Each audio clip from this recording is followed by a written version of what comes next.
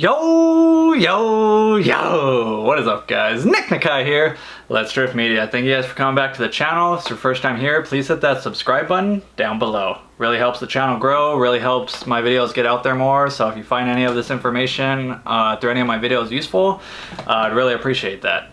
So anyways, on today's episode, I'm going to be explaining what to expect on your first day on the job. Again, this is coming from a dealership perspective because I've never worked on the independent side of the world. So as far as dealerships, I worked at 4 different dealerships in my career so far. So I kind of have somewhat of an idea of how it is on your first day.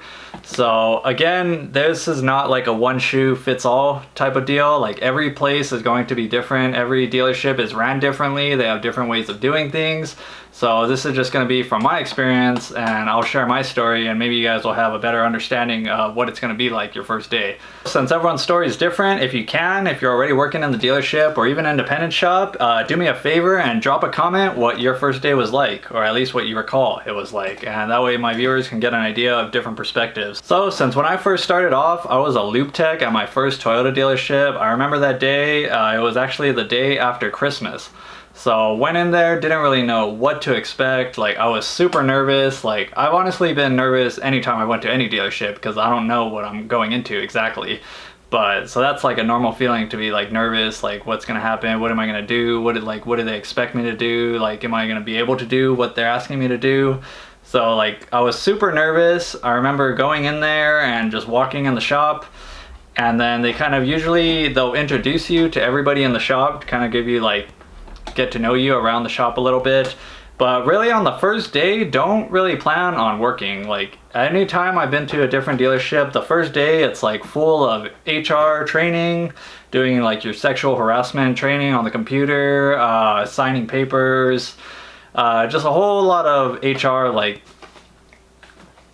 training. So yeah, come second day is the day you're actually gonna work. So things I would recommend to bring is just a pen, maybe like a little notebook if you want to write stuff down, pocket screwdriver, tire tread depth gauge, and a PSI gauge just to keep in your pocket, and preferably a flashlight. So those are pretty much the only tools you're going to need until you figure out what you're going to need, because more than likely they'll be supplying your tools if you're on the lube rack, so you don't really have to worry about supplying your tools unless your dealership requires it, but you should have known that in advance. So you'll start off most likely paired with one of the veteran lube techs who actually knows what he's doing, and they're going to show you either one of the lube techs or like the shop foreman or somebody who knows what they're doing usually will show you like around the shop, like where the tire machine is at, where the alignment rack is at, where the stall you're going to be working in is at, where the lunchroom is at, how to clock in, how to clock out, rules as far as taking your 2 10-minute breaks every day if you're working an 8-hour shift, and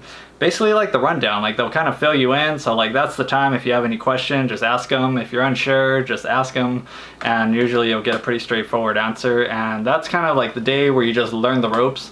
They'll show you all of that, as well as like how you guys charge out parts, where the parts department is, like how you go about getting oil filters or wiper blades, or requesting synthetic oils, what oil is in the guns in the roof, because every shop has a different layout I've noticed.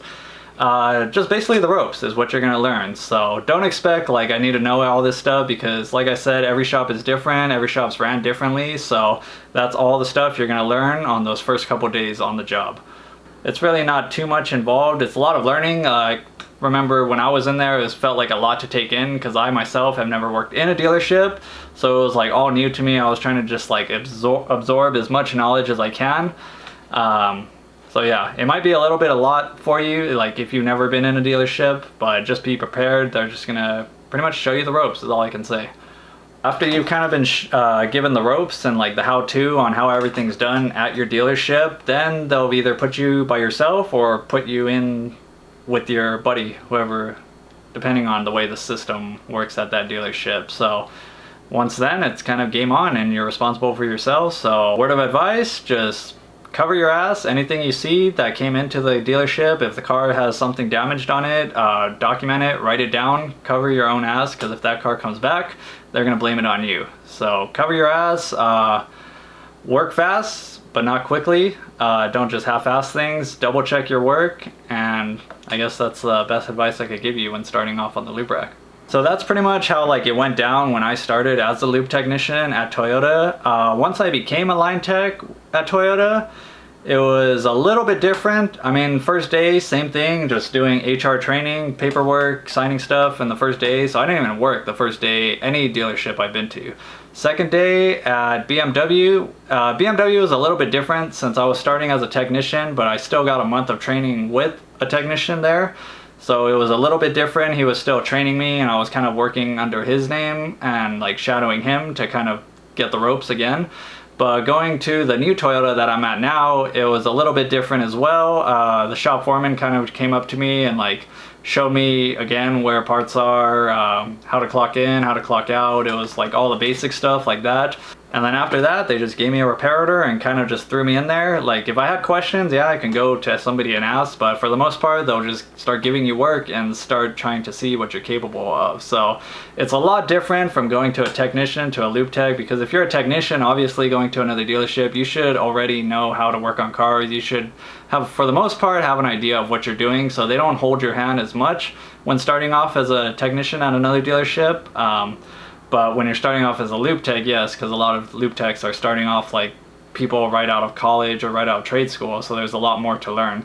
And I can't say it enough, it is different everywhere you go, because I've heard stories of techs starting off somewhere, like flat rate techs, and they kind of just throw them in there. Like they'll of course show them the essentials, where to get your parts, how to park cars, stuff like that. But I've heard things like people just kind of get thrown in there. If you need help, it's kind of like tough luck, like figure it out. I've been super lucky to have people that were willing to help me, because when I was at my first Toyota, it was a team-based system. So you had like 4 or 5 technicians on one team, and then the team leader was usually like the badass of the shop. So he knew exactly what he was doing.